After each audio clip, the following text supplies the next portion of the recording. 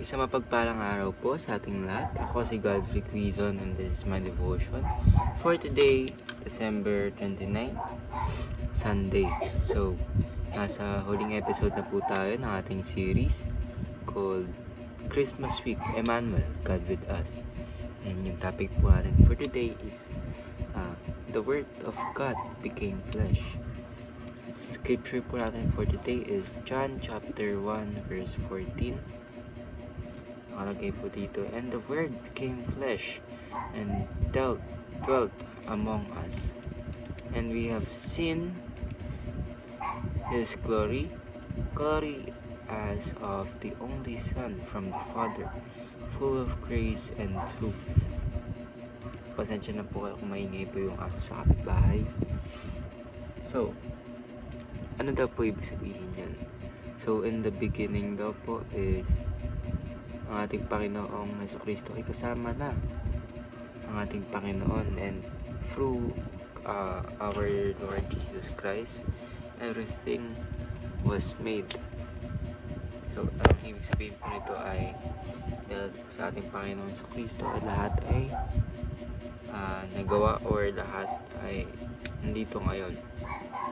And of course, ang ating Panginoon Jesucristo nga ay bumaba sa langit para isakripisyo ang kanyang sarili. Kahit siya na mismo ay ating Panginoon, nag-sacrifice pa rin siya para sa ating mga kasalanan, para tayo ay masalba. So, first teaching naman po natin for today is Jesus is the Word who became flesh.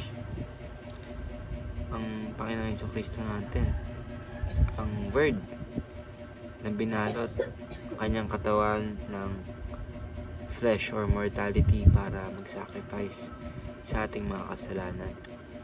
So, second teaching naman po natin for today is Jesus is the love who became an act. So, ang ibig sabihin po nito ay Jesus is the love. Ibig sabihin,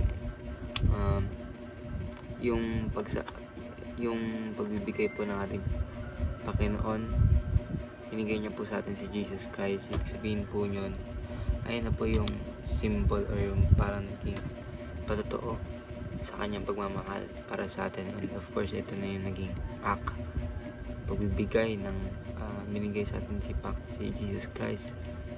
Ito na po yung naging act ng love ng ating Panginoon. So, third teaching naman po natin for today is Jesus is the sinless one who became sin. Ating Panginoon sa Kristo na walang kasalanan ay naging kasalanan dahil niligtas niya po tayo. And application man po natin is embrace uncomfortable life. Sabihin, ngayon na tayo ay nagde-develop pa sa ating pagiging Kristiyano is marami tayong mga bagay na ayaw gawin kasi uncomfortable.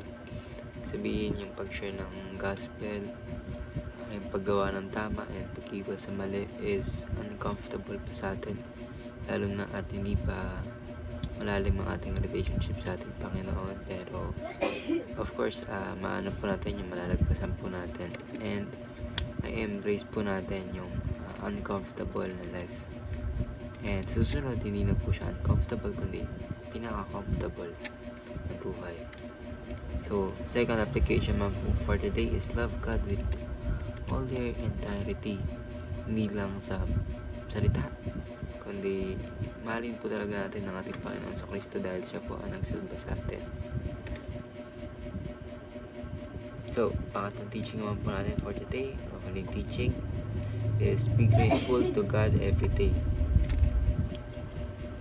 So, marami po sa atin tao na hindi po talaga grateful sa ginawa ng ating Panginoon. That's why marami pa rin tayong gumagawa, maraming pa rin sa atin gumagawa ng kasalanan, and hindi umuunlad or hindi napapalalim yung relationship sa ating Panginoon. Kaya dapat po na maging grateful tayo sa ginawa ng ating Panginoon. Kumbaga, mas ma-change pa po yung perspective natin sa pagmamahal ng ating Panginoon, sa blessings na binibigay niya po para mas ma-appreciate natin and mas lumalim po yung ating relationship sa ating Panginoon sa Kristo. And ayun na po. Maraming salamat. I'm Godfrey Quizon and I hope na marami kayo natutunan sa ating devotion for the day, December 29, Sunday. Ayun lang po. Bye-bye.